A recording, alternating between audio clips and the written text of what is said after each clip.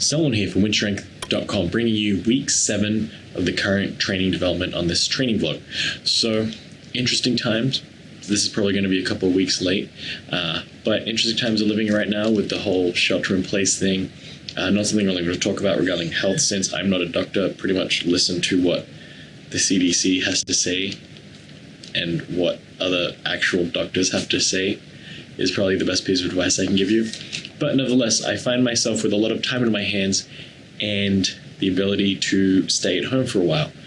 So with that in mind, what I'm actually experimenting with this week is I'm implementing an increase in training time, both number of hours spent out here as well as frequency during the week. So my plan is week 7 is to do 5 days a week training, and then week 8 would be to do 6 days a week, and we'll stick that for a couple of weeks and then move up to just 7 days a week training, just for an experiment on myself to see how that goes, considering I don't have to go to work and I have time to rest and recuperate. A big stress out of the day has disappeared, so I can spend that time doing, not having to work and not having to add in stress to my life. So that's something that I wanted to address in this week's video, was stress management and stress mitigation. When we think about how stress impacts the body can't really differentiate between good stress and bad stress. So something like working out in the gym is a stressful event, but it's good and productive for us, where we can adapt to it and get better after our body adapts to that stress stimulus. Something like chronic stress, like worrying about money, having relationship issues, having family issues, work stress, things of that nature, might not necessarily be productive. I mean, you could probably call work stress probably productive because it does bring us closer to ultimate financial goals. But with that being said, when we start stacking on these different levels of stress, the body can't really differentiate between what we want it to allocate resources to. So if we're, say, studying for final exam and trying to hit 1 rep max PRs while working out 3 hours a day and then trying to fit in a part-time job, even though we might be sleeping for 8 hours, even if we get that recommended amount of sleep and we're not having any limitations on our sleep put in, our body's still going to have a difficult time to recover from all of these stresses we're placing it under, just because we're trying to pile on a lot at the same time. An extreme example of this would be a highly stressful event that you can't recover from. Like if I hit my arm with a baseball bat really hard, probably going to break the bone, and that doesn't really add any beneficial effects to my life. I've just broken a bone, but it was a hugely stressful event, but it didn't lead to anything productive. And there's different types of stress that lead to that. So huge traumatic events are going to cause these things, and that's where it'll be harder to recover during stressful times from physical activity, and it'll be hard to generate useful productivity in training when we're having a highly stressful event, or just generally living in a high stress situation. So those things like kind of coming into the picture when we find ourselves in a time of less stress, or we have more time to ourselves, more time to do certain things. It might be the time to put the gas to the pedal, put the pedal to the floor when we think about training. So with this newfound time in my hands, I'm experimenting, we'll see how it goes, with increasing my training frequency as well as duration, just to see if my body's able to keep up with that. And with that being said, we started off here with an extra day and a couple of different trainings, different extra supplemental activities training wise regarding different movements that I don't normally include, because I have limited resources to allocate to training as well as recovery from training. So we're looking at throwing in some more back workout, some more ab workout, some more strongman style lifts, in order to develop a bit more training stimulus and get some more adaptations towards that shift towards strongman style training. Just something to think about if you do find yourself in a similar situation where you do have access to a garage gym with a well-stocked assortment of equipment and weights and the ability to do this, and you have an ample amount of time on your hands. Might be something to think about Obviously, circumstances are going to be different. And a couple of things that worked against me in the past when I tried to implement such a strategy was obviously the big thing of dedicating 40 hours a week to work. And obviously not just 40 hours, you have a lot of, say, overtime or like just the day around getting ready for work. It's really a 12-hour day because you have to wake up to get ready for work and you have to transit to work. Luckily, I don't have that long of a commute. Other people have long commutes, so maybe you've got an 8-hour day is actually 14 hours a day, something like that. So we're talking about a significant amount of time that's dedicated to this activity. Now, if you find yourself freed up from said activity, your body now has resources to allocate in other directions of life, and you could choose to not do something with that time, or you could choose to do something with that time. And I'm gonna to do something with that time, so I'll hopefully produce a couple more videos and dedicate a bit more time to training and seeing if my body's able to adapt to that. I've noticed in the past I have tried to do 2-a-days as well as holding down a full-time job. Personally, that really didn't work for me. Things weren't really falling in line in regards to sleep and nutrition, so that might have been what's also been holding me back. There's a lot of factors here, but given we've removed a huge factor out of the lifestyle right now, might be the perfect time to experiment with this and see where it goes and see how far I can get by pushing the boundaries in this regard. So things we've thrown in this week include extras like farmer walks, sled drags, even dedicated arm work, just because we have that extra time to recover from that. Ab work, chin-ups, back work, things of that nature. But what I didn't want to do was add in extra accessory work for the main movement. So I wasn't looking to throw in extra squat accessories or another form of deadlift or another form of bench press. I wanted to work around things that I don't necessarily work into my regular everyday schedule with training, and throw in some extra things that wouldn't obviously exhaust my body's ability to recover from squat-specific training stimulus. So that being said, I'll throw over to some voiceovers and some training clips over the course of the week. So starting off with the SSB squat, this is a brand new PR actually. So we topped the last tested PR 440 pounds by 10 pounds. So this would be 450 for a new PR, probably RPE 9, a little bit higher than the prescribed RPE.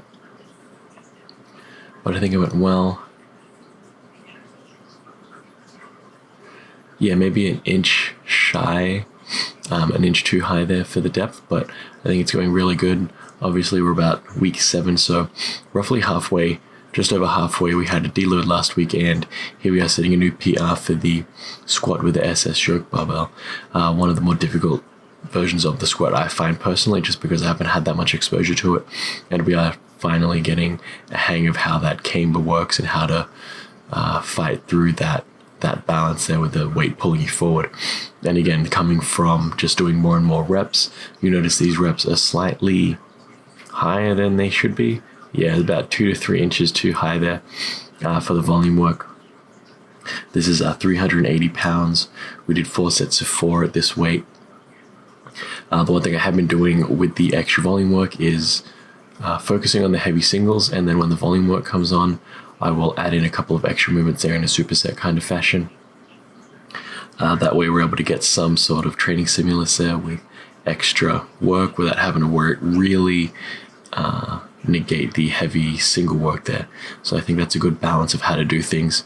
You definitely want to save your energy, focus that onto those heavy singles for the day, and then when you do drop down and do those back off volume sets, you can start throwing in some more extra movements there.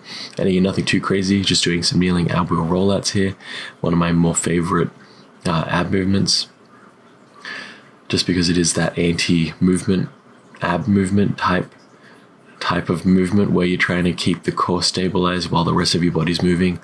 And again, that's just kind of how a lot of the compound movements work.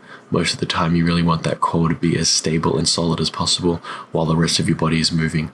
If you think about squats and deadlifts, here we wrapping up that superset with just some chin-ups on the fat bar version rather than the skinny bar version. I found with the fatter bar, I probably have to bring my grip in just a little bit to offset that wrist angle because it's not as flexible when compared with the regular diameter grip. And I just like doing that for extra bit of grip stimulus. And here we have our top overhead press brand new PR again, 225 pounds. Finally hit that 2-plate benchmark, probably RPE 10.5 there. Couldn't quite keep my bearings, so we had another vageling experience there, I think they call it, where you're almost blacking out, not quite blacking out just because we are tensing so hard there.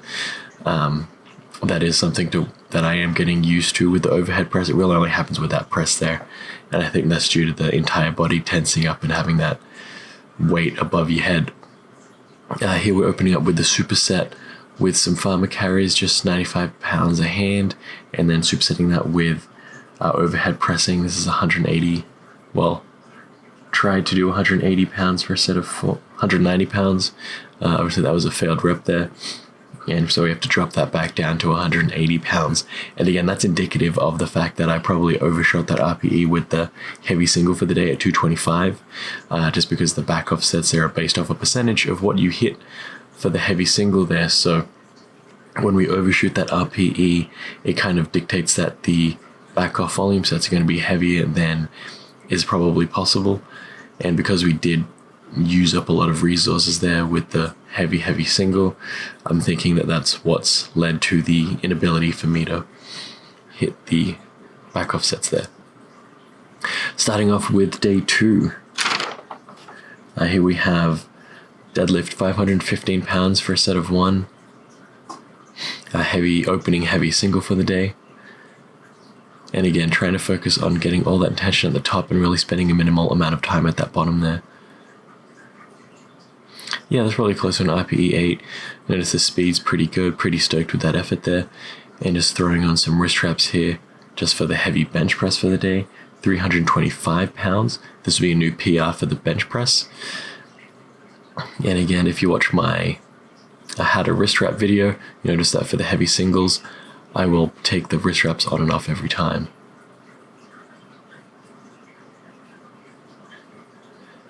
Yeah, so good speed on the way up. Again, I've been working on trying to make that descent a little bit faster than usual. So that was a good, relatively fast descent there, and then that uphill pushing part of the bench press went really well. Here we have our back off volume sets for the deadlift and bench press. This would be 425 pounds for a set of 4. This will be the last set. We did start off with 435 pounds, but we couldn't keep that weight up for the prescribed RPE. So dropping down to 425. And again, just this Ohio power bar by Rogue. That knurling is pretty gnarly. So really working on the skin tension there, I guess. Generally in the wintertime, I'll have some dry hands, so that leads to more cracking in the palms. I try and keep lotion on, obviously, trying to keep that skin health there, but the knurling on the Rogue high power bar really tears it up and really aggravates the palms. And here we are switching over to the bench press at 275 pounds for sets of 4. With this weight, we were able to keep 275 for the sets across for the back off sets. One thing keep in mind is that I did change over the wrist wraps to slightly lighter wrist wraps. And with the superset for the deadlift bench press, I didn't add any extra movement just because I got 2 compound movements that are being supersetted with each other, so I don't want to add in any more work there. And here we have the final exercise for the day, a beltless squat. Just that top set here, 315 pounds for a set of 8. Again, no knee wraps, no heeled shoes, pretty much as raw as possible, no wrist wraps, no nothing here. And what's cool to think about when you look back is the fact that this was a heavy single at one point with belts, knee sleeves, and some heeled squat shoes, and here we are doing it in some relatively flat shoes without any belts or wraps or sleeves. So you just think back where you've come from and how far your strength is developing over the course of the years here. And here we have our extra day, which we inserted in between days 2 and 3, starting off with some barbell rows. I tried to keep a more horizontal back angle and floating that barbell, so not a full pendlay row. And just again, some extra volume in that back and some arm work there. And we supersetted that with some reverse crunches, kind of like the step up from the dragon flag. If we wanted to do some dragon flags, your torso and legs would be in one solid line. I I don't quite have the ab core strength to do that. So here we are doing some reverse crunches. Obviously, it's slightly easier to achieve that on the way down. So trying to keep the legs and torso and legs and abdomen in line as much as possible on the way down. Not really too successful at that. But again, something to work on, much like the kneeling elbow rollout. Next superset was some sandbag walks, just with a 100-pound sandbag going up and downhill on the driveway there. So there is a slight incline. I think that's a great way to practice. Ideally, it would be nice to have just a flat surface, but I guess this adds some degree of difficulty. That's probably beneficial, obviously, to walking up. Does make those weights seem a little heavier and does drive a bit more burn in the quads there. One thing is to try and take some small steps, and we superset that up with some chin-ups. I would recommend normally to keep your head straight, but due to the ceiling height here, I have bunked my head on the ceiling once or twice, and that's taught me to look up so that I don't hit my head on the ceiling. But normally, for better form, I would say look straight ahead and get that shoulder alignment and neck alignment in there. And wrapping up, because we have extra time, just doing some curls with the dumbbells, just some extra arm day because we can. We have some extra time for recovery, just because we aren't working in these interesting times we have. But that's a topic for another video. Here we're just doing some dumbbell curls. Again, nothing special. Probably with, I think that was 30 pounds. That's probably that is the heaviest dumbbell I have in the garage gym. Don't really have some adjustable dumbbells yet, and we're just supersetting that with some overhead tricep presses with the same weight. So now we move on to day 3 with back to regular programming here. We have a 2-count pause squat. This is the top set, 425 pounds for a set for our first heavy single of the day. Again, trying to do this without any belt. I'll keep the knee wraps on just because it is a bit more comfortable and provides more warmth in that knee. Nothing really adding though in terms of stability. Sorry for the light show here. It is a problem with the high-speed camera. And that was a good solid, I think, 2-count.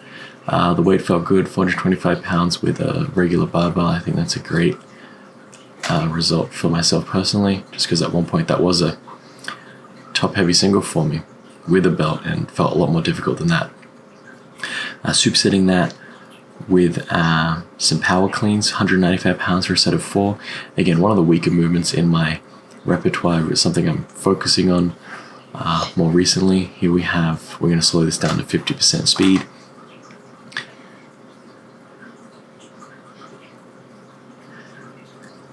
And it's one of those movements where it's just takes time to practice, just because you can't slow the movement down and really work on it.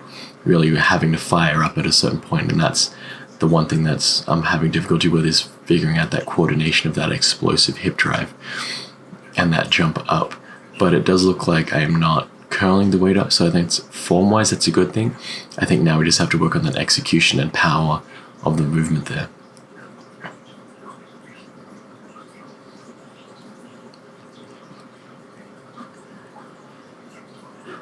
And from there we move on to our volume set for the 2-count pause squat. Again, keeping the belt off. You notice here I am probably a couple of inches too high and 1 second too short of the pause. Actually, no, that was a good depth. The pause was definitely a bit short. But I do like the pause squats here to work on that time and intention at the lower end of the bar there, removes any of that momentum from the lift and really drives up some of that blood pressure. The last superset for the day is some medium incline bench presses with a medium grip. So this is the second setting up from the lower setting on my incline bench, probably closer to a 40-degree angle, not quite 45. And again, 225 pounds, I think that's a good weight to use. I think the incline is a great way to increase that range of motion, just because when we do that flat bench, we do have that arch in the back, and that brings the chest up a little bit. Whereas here, you notice the chest is almost in a flat position. So a good way to stimulate some chest and pec development there. and some more curls, surprise, surprise. Some barbell curls with 95 pounds for no other reason than we can right now. Normally I wouldn't really recommend some extra arm work, but because we do have some extra training resources available to us, and we have some extra time to recover, this isn't that big of a muscle group to recover from, so you can just throw those in. So we start off here with incline bench press at the lowest incline setting. This is 285 for a single, about 40 pounds shy of the current flat bench 1 rep max. Supersetting that again here with some deadlifts seems to be a good combination just with the equipment I have available. So this will be a 2 count pause, 1 to 2 inches off of the ground. Again, a great way to add some time under tension to the deadlift and add in some more mechanical disadvantage. Probably a 1 count pause there, and you notice that the deadlift bar did drop down a little bit before I went back up again. And here we just have the volume sets for the bench press, 250 pounds for a set of 3. We did set off at 265, but that was too heavy, so we did drop that weight down a couple of pounds there. One thing with the incline bench press, you noticed yesterday I did a higher incline and now we're doing a lower incline. I think that's fine. I think it's great to have a bit more variety in there as to which levels of incline you use, and I think the more variety you use the better, just because it's probably going to help you with both the bench press and the overhead press. Here we have volume sets for the pause deadlifts, and this here again, not quite 2 counts, and we're probably going about 3 to 4 inches off of the ground. Again, just to drive more volume and remove that mechanical advantages from the regular deadlift. And here we're just closing up with 315 pounds for some stiff-legged deadlifts, sets of 8. Notice no belt here again, just with the accessory movement, trying to add in some more difficulty without the belt. Again, trying here to test the grip, but we had to switch over to that Olsen grip. I wasn't able to quite keep a handle on that barbell there. So again, one thing with the grip training that I've been trying to do is add in a bit more double overhand work with the deadlifts when possible. So we got about halfway through there before we had to switch grips. So that wraps up the training for week 7. Another thing to keep in mind is, just like anything, we can't just keep adding and adding and adding and adding more things. So I've been trying to balance the training out by obviously not adding in extra movements for movements I'm already doing. So I'm not looking to add in another squat style movement. I'm looking to add in something that's completely different, an extra back workout, some arms, some grip training, things like that. And even with the extra additional day, I'm not looking to add in another 2 hours that day. I'm looking to add in an extra 45 minutes to an hour. So that extra day of training is going to be a shorter day, going to be less happening that day. Might be more of the little muscles getting involved. So obviously when you think about that, you want to adjust the training, increase load to your body's capacity, and you still want to have time to adjust to that capacity. Just because I have all the time in the world doesn't mean I should work out for 8 hours a day all of a sudden. I should build up to that, because that's how we build up anything in life. We're trying to gradually increase and gradually build something stronger. We can't build everything in a day. I don't expect you to walk into the gym and deadlift 500 pounds if you've never deadlifted before. So if I've never worked out for, say, 40 hours a week, I'm not going to immediately think I can work out 5 days a week, 8 hours a day. People do that, but they build up that tolerance and build up that ability to output that much stress and output that much work. So again, something to just think about with your own training. Maybe you can use this time to come out with a couple new PRs, work on something you haven't really worked on before, read a book, learn a new skill, whatever the case may be, trying to keep your mind to some personal growth and personal development there. This has been Selwyn from WynnStrength, and remember, a better life through strength.